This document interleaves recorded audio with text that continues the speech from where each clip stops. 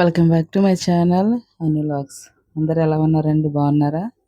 నేనైతే చాలా చాలా బాగున్నాను. ఈరోజు మన రెసిపీ వచ్చి చూస్తున్నారు కదా, దొండకాయ కొబ్బరి ఫ్రై అండి.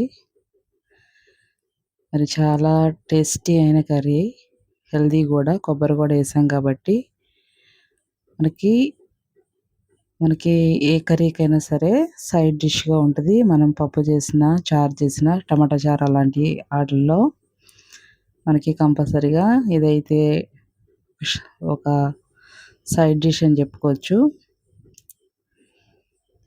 ఇలా అయితే మనం ఒకసారి ప్రిపేర్ చేసుకుంటే చాలా టేస్టీగా ఉంటుందండి. నేనైతే ఇక్కడ ఆ కర్రీ అయిపోయినప్పుడు చూపిస్తున్నాను చూడండి. మీకు చూపించాలని బాక్స్లో పెడుతున్నాను. చాలా వేడివేడిగా ఉంది కర్రీ అయితే. మీరు ఇలా మన ఇంటికి ఎవరైనా గెస్ట్ వచ్చినప్పుడు కానీ ఇలా సర్వ్ చేస్తే చాలా బాగుందని చెప్తారండి. ప్రాసెస్లోకి వెళ్ళిపోదాము. ముందుగా స్టవ్ మీద కళాయి పెట్టుకొని సరిపడా ఆయిల్ అయితే వేసుకుందాము. తప్పకుండా మన ఛానల్ చూస్తున్న వాళ్ళు సబ్స్క్రైబ్ చేయండి. అలాగే ఆయిల్ హీట్ ఎక్కాక ఎల్లుల్లిపాయలు, పోపు సంబంధించిన ఎండుమిర్చి, జీలకర్ర, ఆవాలు, శనగపప్పు వేసుకుందాము. అలాగే కరివేపాకు కూడా అలా వేసుకొని ఒకసారి పోపు పెట్టుకుంటే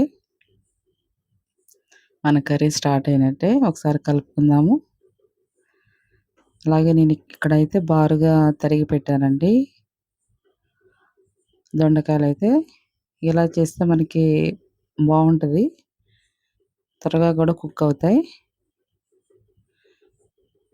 అలాగే మనం ఒకసారి కలుపుకుందాము. దొండకాయలు వేసాక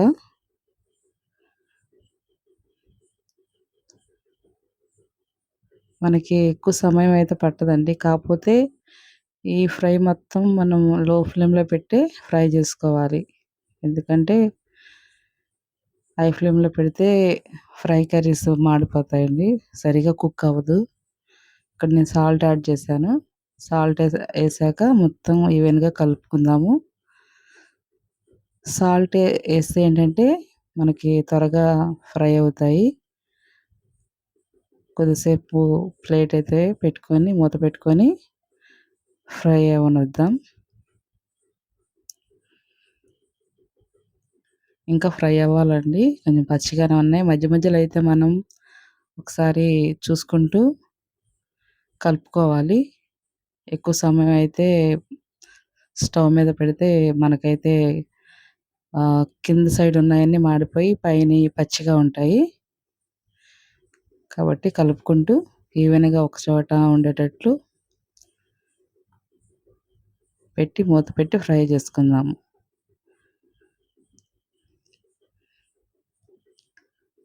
చెప్పాను కదా, ఫ్రై కర్రీస్ అయితే మనం ప్లేట్ పెట్టి లో ఫ్లేమ్లో కలుపుకుంటూ ఉండాలి. అప్పుడే మనకి త్వరగా ఫ్రై అవుతాయి.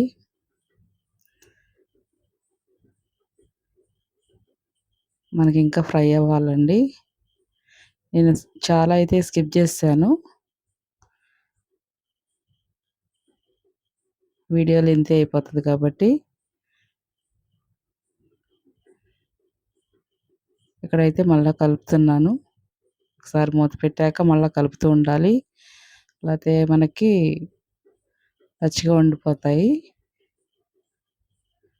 ఇక్కడ ఫ్రై అయిపోయింది, మనకైతే ఫ్రై అయింది. పసుపు అయితే యాడ్ చేసుకుందాము. వేసుకొని మొత్తం కలుపుకుందామండి.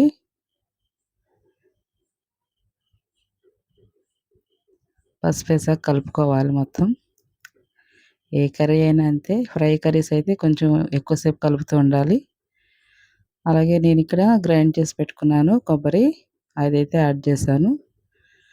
మీరు మనం ఎంత దొండకాయ క్వాంటిటీ తీసుకున్నామో దానికి తగినట్టు కొబ్బరి అయితే యాడ్ చేసుకోండి. ఎక్కువైనా అంత బాగోదు, తక్కువైనా బాగోదు, మీడియంగా ఉండాలి. కొబ్బరి వేసాకైతే ఒకసారి అయితే కలుపుకోవాలి బాగా. ఇట్లా మంచిగా ఉంది గదా! అది ఇంకా ఫ్రై అవ్వాలండి. కొబ్బరి అనేది కలర్ మారాలి. అలా అయితే ఫ్రై జేసుకోవాలి. ఒక్కొక్కరు ఒక స్టైల్‌లో కర్రీ చేస్తారు గదా! మేమైతే ఈ విధంగా జేస్తాము. కొబ్బరి ఫ్రై అవ్వడానికి కొంచెం సమయం పట్టిద్ది.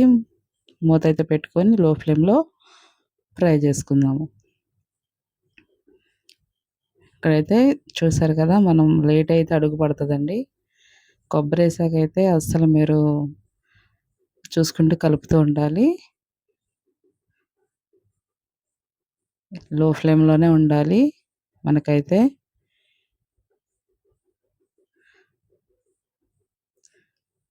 ఒకసారి తీసుకొని కలుపుకుందాము. ఫ్రై అయిపోయింది. కారం అయితే యాడ్ చేస్తున్నానిక్కడ. సరిపడా కారం అయితే యాడ్ చేయండి. కొబ్బరేసాం కదా! దానికి తగినట్టు ఉండాలి. తక్కువైనా కొంచెం తియ్యగా అనిపిస్తది. సరిపడా కారం అయితే ఏసుకోండి.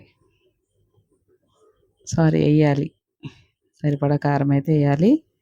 ఇక్కడ చాలలేదని నేను కొంచెం కారం యాడ్ చేస్తున్నాను.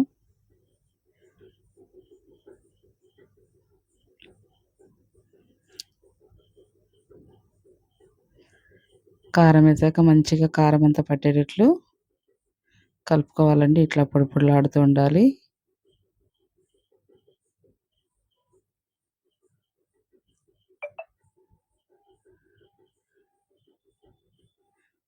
మంచిగా కలపండి అడుగైతే పట్టకుండా కర్రీని.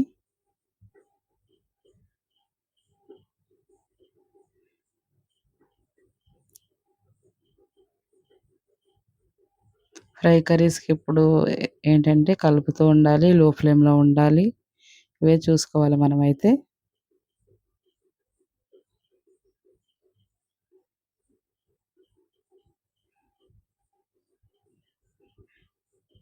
చూసారు కదా! మనకి చాలా కలర్‌ఫుల్‌గా అంతే టేస్టీగా ఉంటది. కారం ఏసాక కొద్ది సమయం అయితే మనం కారం వాసన పోయే వరకు అలాగే కారం అంతా మన కర్రీకి పట్టేటట్లు మూత పెట్టి లో ఫ్లేమ్‌లో అయితే ఫ్రై చేసుకోవాలి.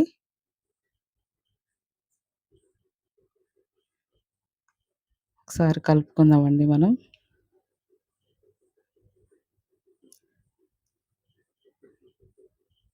కర్రీ అయితే అయిపోయింది.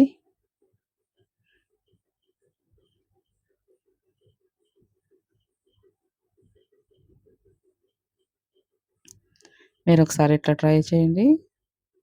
ఈజీగా అయిపోతది. అలాగే చాలా టేస్టీగా ఉంటది. అలాగే తప్పకుండా మా ఛానల్‌ని లైక్ చేయండి, షేర్ చేయండి. తప్పకుండా సబ్స్క్రైబ్ చేయండి. Thank you all.